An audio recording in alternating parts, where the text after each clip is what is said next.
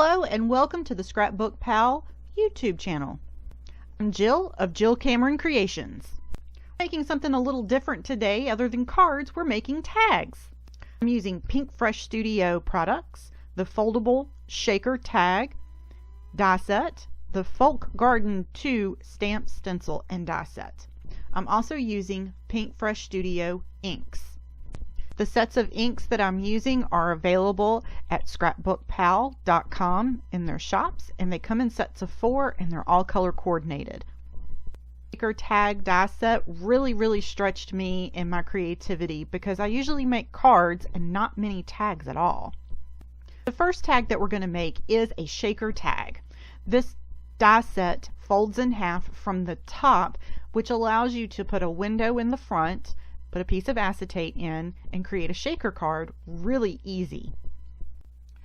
I stamped the Folk Garden 2 stamp in light blue ink. I left the stamp in my Misty so that I can go back after I finish stenciling and stamp in Versamark ink and gold heat emboss all the details. These Altenew small blenders, and I have to say that I absolutely love them, especially for using with ink cubes. It's the perfect size. They're really easy to hold and they blend color really well. The die for the Folk Garden 2 set cuts out all the flowers individually. All of those flower pieces out and set those to the side, and I'm going to go ahead and cut our shaker tag. This tag die is a little bit longer than the cutting plates for like your Spellbinders Platinum 6 or your regular Sizzix Big Shot. So you will need to slide this just a little bit in order to cut the full length. I used washi tape to hold my die to my paper just to make sure that it doesn't slide when I run it back through to get the other end of my die. I'm using the square stitched frame for the window on the front. The square and the circle leave a beautiful stitch line on the front of your shaker tag. There is also reinforcements for the holes at the top of your tag. One of them is connected and one of them just cuts 2 separate reinforcement circles for the top of your tag. I'm going to be using the one that is connected, and I'm going to ink blend that in a coordinating dark blue color. The reinforcement that is connected has a little score line right in the middle of it so that you can fold it precisely and it aligns with the holes in the top of the tag perfectly. I decided to ink blend this little piece because of the color match, but also I love the texture that ink blending on white cardstock gives. It's just a little bit more texture to it, and I like that a whole lot better than just solid cardstock. I used my bone folder to go ahead and reinforce that score line that's at the top of the tag and just make sure that that fold is nice and crisp. I wanted the first part of the sentiment to be on the inside of the card, so I'm going to go ahead and center that up in our square before I put the piece of acetate in so that I have alignment from side to side and up and down and get that as centered as possible. And I'm going to use the same dark blue ink that I used to ink blend the tag reinforcer at the top. I'm using some score tape to attach the acetate piece to the front of the card. This is the back side of that front flap, and I love score tape because you can just easily tear those little pieces the size that you need them. You don't need scissors, you can just tear it with your finger there. I'm going to rub this down really good to make sure that it's adhered all the way around, and then I'll remove the release paper and pop in that acetate piece. In order for this shaker tag to be a shaker tag, you have to put stuff in it to shake around. I'm going to be putting some sequins in here. I have some low profile foam tape strips that I'm just trimming down, making sure that all of my corners are connected so that my shaker bits don't fall out, and then I'm going to put some foam tape at the bottom. I did not put foam tape towards the top because I want my tag to close all the way. But the top adds just a little too much bulk to it, so you don't get a nice even coverage all the way around. Now we're going to go ahead and finish off of our tag here. Off camera, I stamped and die cut a coordinating sentiment for this so that our tag is going to say, "Believe you are amazing." And then I'm going to add these flowers. I'm just going to glue those on, and we're going to add some ribbon and lace. I just added little dots around the reinforcement part to the top and pressed that down, and I just used glue to attach everything to the front of our tag here. This was probably the most difficult part, was pulling the ribbon through. I have a lot of different ribbons and stuff in my craft stash, and I just pulled out a couple different ones that coordinated with the colors of this tag here. And ta-da, there's our finished tag. For the second tag, we're not going to make a shaker, we're just going to make an absolutely awesome tag that has a little window in it. I'm ink blending using the Pinkfresh Studios inks, and I'm also using the Altenew small ink blenders again. I'm mirroring my ink blending on the front and the back. Color and working my way down to my darkest color. I believe this set of inks is called Fairy Dust. Kind of fitting. Beautiful pink series. I'm ink blending on Nina Solar White 80-pound cardstock. And the Pinkfresh Studio ink does really well with this cardstock. The colors blended together beautifully, and they evened out after they dried, so it didn't look blotchy like some inks do. Really, really impressed with these inks. This was so much fun. Sorry my camera goes in and out right there. My hand keeps picking up and my camera wants to readjust the focus there. Sorry about that. But I just went back over these until I was satisfied with the color saturation in those areas, and then moved on to my next ink color. I did not change out my blender either. I used the same one from lightest to darkest. I just tapped it off a little bit on a clean rag that I have sitting right above me, right beside me there, and just tapped off the color on that until it was pretty much gone, and then moved on to my next color. I didn't change out for every single one. I did have to go back in a few places. I'm right-handed, so I tend to go from, when I'm ink blending, I tend to go from right to left a lot, and I forget that when I do that, you're going to have a darker spot on that right side where you start all the time. So I did go over that left edge a little bit more with some ink to make sure that the sides matched. One thing I would recommend is not to move your tag around too much if you're using a media mat, because we're going to see the inside of our tag, which is the back side of what we're ink blending on now, and you don't want blotches of pink on the inside of your tag. And I tried to keep it in the same area without messing up the inside of my tag here. And for our window on the inside of our tag, I'm going to die cut this with the circle stitched frame for this. Now remember, we're not making a shaker tag this time. We're just making an absolutely gorgeous, pretty tag. And we're going to stamp over top of all of this, and that includes the inside of our tag. I wanted the pink and the black and white. I'm stamping the Folk Garden 2 stamp set. That's really hard for me to say. I can't say that word folk very easily. Versamark ink, and I stuck this together so that it wouldn't pop up on me when I was closing my MISTI. And I'm using black embossing powder all over the front and all on the inside, and I'm going to take my heat tool and melt all of that. The contrast between the pink and the black and the white and the black is absolutely gorgeous. I love how fun this tag turned out to be. I'm going to go ahead and glue the two halves together. I'm using Nuvo Deluxe adhesive. Make sure that you add your adhesive around the opening so that it doesn't get caught on anything. And I'm closing this from the top down to make sure that it aligns perfectly. Popped my sentiment on using a little bit of foam tape, and then we're going to fill in all of the flowers and all of the leaves with a Nuvo glitter gloss pen in clear. Finish the card off.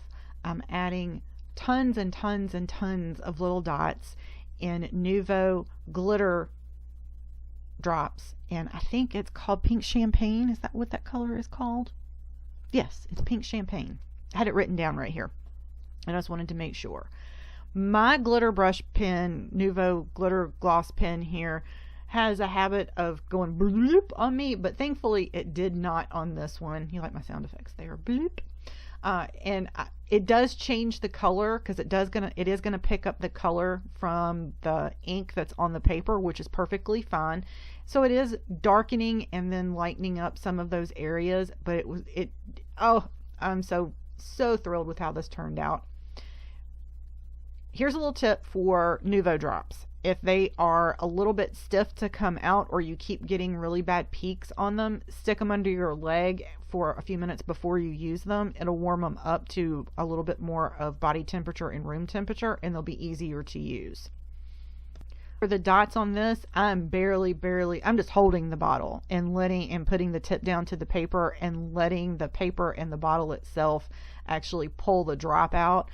So I wanted them super tiny. I let everything dry on the front of the card, and then I'm going to do some pink and white baker's twine for my top there. Super, super cute tag.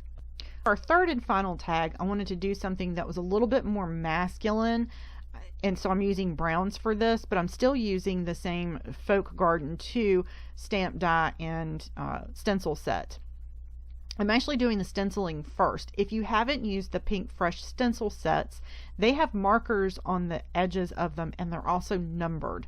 So you know how to layer all of them together, and you can align them to the bottom or the top of your cardstock panel. I'm using Pinkfresh inks for this again, and this color set is called Wild Truffles. Beautiful, beautiful browns. On craft paper, all of these browns still stand out, and it's absolutely gorgeous. On our first tag, I stamped the outline details in a very light blue, and then went back and stamped over it again in the gold, in Versamark 2, so I could heat emboss it in gold. For this one, I wanted to see what this looked like without the detail layer, because I had not done that, so I wanted to see what it was, but I still wanted to be able to stamp the detail layer on this. So I'm going to use a little trick in my MISTI, and I'll show you that in just a second. On the first tag, we didn't use all of the stencil layers, but I wanted to, on this one, give it a little bit more depth, since we were doing this tone on tone look for this particular tag. I'm using the next to the darkest color for the leaves on here, and it also adds more detail within the flowers themselves. I mentioned earlier that I don't usually create a whole lot of tags. You can put this tag and the shaker tag itself on the front of a card if you wanted to, include it on the inside of a card if you wanted to. These would be great to add to packages, to just give somebody to have a little reminder, have a great little saying on it so they could put it on their desk at work, anything like that. I was absolutely thrilled at how these tags turned out, and these Pinkfresh products made it very, very easy to do that. This foldable tag die is absolutely fantastic. I think that's probably one reason I have not ever really made a whole lot of tags, is I didn't have something to make them very easily with. Look at that. It's already building up. It's gorgeous. There's still two things that just every single time just amaze me in crafting and card making, and that's always when you take the stencil off and when you heat emboss something. Those two things I could watch all day, every day, not a problem whatsoever. So there's a little bit more detail, and then we're going to have, there's a little bit more detail to it, and then we have the detail on the leaves, and we're doing these. I did the same color on some of them, and just that second layer of ink made them darker, and then I went a whole lot darker on some of them just to give it more depth. And I absolutely just love the stencil. It's absolutely gorgeous. After we finish stenciling this detail layer, we're going to go ahead and stamp our detail layer using our MISTI and our trick, which is a piece of acetate. That piece of acetate, I can stamp on it and then reposition my cardstock with our stenciling on it to where it lines up with the acetate and the stamp perfectly.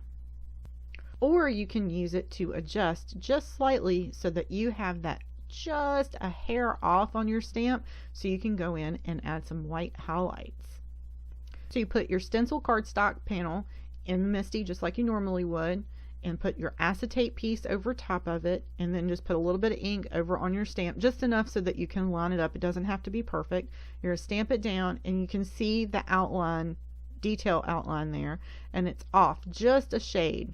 But I want it off just a shade more so that I have some areas in my images that are between the stenciling and the outline, so that I can put some white detail in there and it looks like a little highlight. So we've got it lined up exactly where we want it. So it's just a shade off. I'm just going to ink up my stamp, and then I'm going to stamp that image. Entire front panel here, but we're going to die cut this out using the foldable tag die so that we can make our tag.